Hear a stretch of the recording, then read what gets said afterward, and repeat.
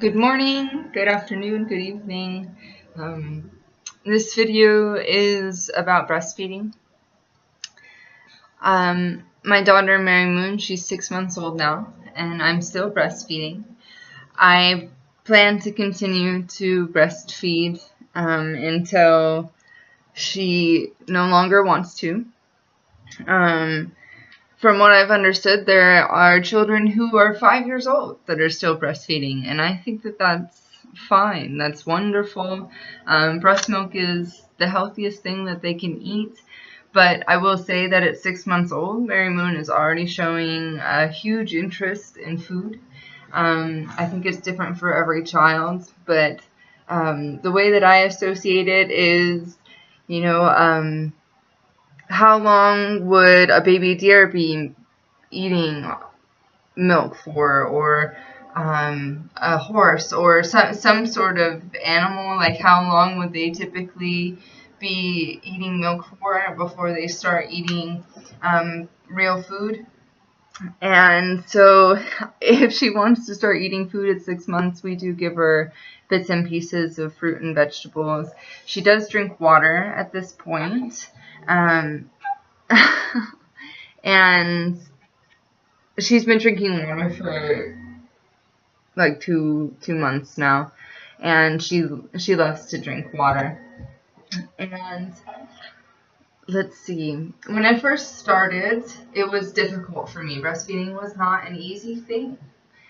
There were times that I was wanting to not breastfeed anymore, even though I know that it's the very best thing, but it was a very stressful thing for me at first. I think it makes a difference if you were breastfed as a child. The comfortability of the mother. I wasn't, so it's been a whole new learning experience and bonding experience for me. To help me with that, because I always felt like I had to be doing something else, like, oh, I need to do this and I need to do this, but there's nothing more important that you should be doing than feeding your child. And I'm fortunately in a situation where I'm able to stay and be with Mary Moon, and my partner works, and I'm able to spend my day focused on her and her growth and learning. And I think that that's my responsibility as a mother. That's my job. It's not about being a stay-at-home mom or anything like that. It's about understanding her growth patterns and facilitating learning and helping her to be at the highest growth potential that she could be at. So to help me begin to relax and focus on breastfeeding, she's following you. I would use visualization techniques. I would breastfeed outside. I would visualize the energy from the sun coming into my body and going into my breasts, and going into the milk and filling my body up with light. Blah blah blah. Or any color that you fancy at the time. And I think that it helps to understand the anatomy of your breasts, and so to take a look on Google and see the pictures and see what your breast looks like and what it's doing while you're breastfeeding. I think that's an important thing to know and understand, and then you can add it to your imagination and visualization techniques. She will often fall asleep for light, short naps while I'm breastfeeding. And I had women tell me at first, don't let them fall asleep there. That's not what they're doing. It's like a work time. But she sleeps so comfortably in my arms, and because I'm focused on her growth as her mother, that's what I allow her to do. So, and often when she's sleeping like that, she still has like the suckle reflex. So to counteract that agitation of, oh man, I have to just sit here, because I don't watch television or anything. So, your hands are tied up if you're holding them. I started to try to draw a left hand. I paint and draw, and so if my right hand is tied up, I'll try to draw left-handed, just anything. But I would go for walks. I will carry her and breastfeed and walk at the same time. I believe that this also helps me feel more comfortable with how to hold her.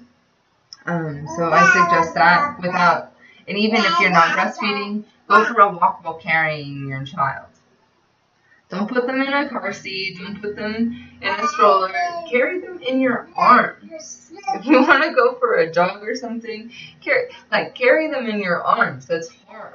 It's a workout. If you're trying to lose weight after you and trying to get back in shape after you were pregnant, carry your baby. Carry your baby. It's like carrying a big weight, and it's a difficult thing, but it's also a really good, healthy thing for both you and the child, I believe. It makes her feel more comfortable and attached, and it also helps a mother, especially a new mother, become more comfortable with holding their child. Let's see. Another thing is massage. I find that, especially if I massage her feet, it's a very relaxing thing for her.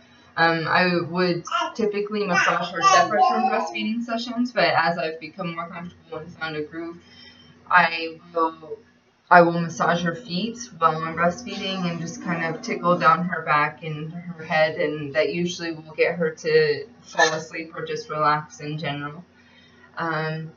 And on the napping, if you know that your child is ready to take a nap, Mary Moon will usually take 2 to 3 big naps during the day, but it also depends on the moon cycle. I think because, I don't know if all children are like that, but because Mary Moon was born outside, she very much follows the cycles of the moon. She will sleep more when the moon is waning, so when the moon is less bright and going away, but she will sleep less and become more active, and also eat more when the moon is becoming full. Like, she'll sleep all the way through the night when the moon is waning, but right now, at this point in the moon, she's eating 3 times in the middle of the night. She's still asleep, sort of, but on that, if you know if your child is going to take a nap, lay down and breastfeed.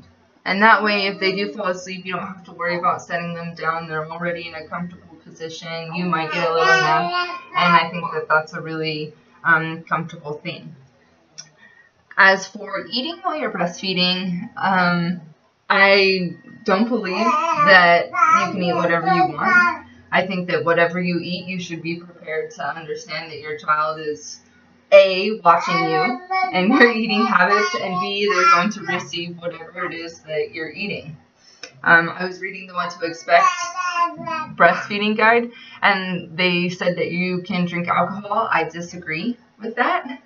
I don't drink alcohol anyways. I did used to smoke a lot of pot, and now that Mary Moon's older and I've moved away from doing that. I would eat the raw plant if I had the raw plant, but that's just because it's a complete food. It's a superfood, and I would do it for the nutrients, not for the other reasons.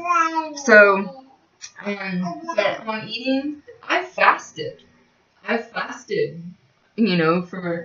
2-3 days, and it was just what I felt like I needed to do at the time, and she didn't suffer at all. It was good for her, I think. But then also there are days that, like currently, like she needs food more so than water.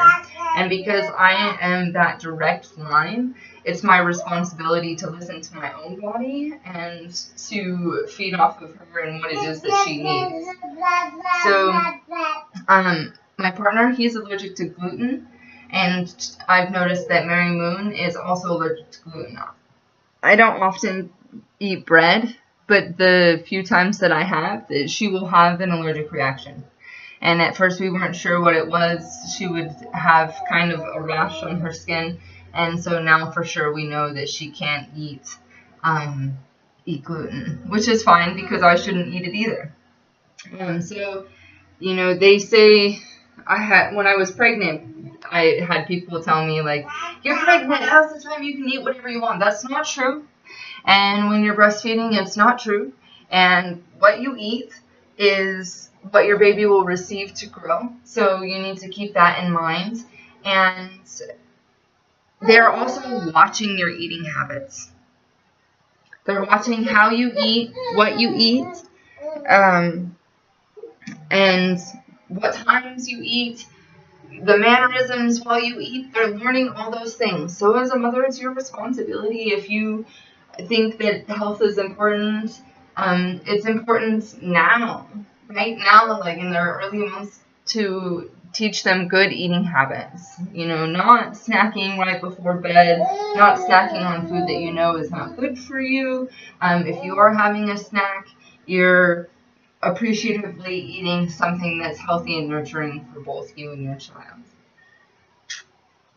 And I think that is it. Happy breastfeeding.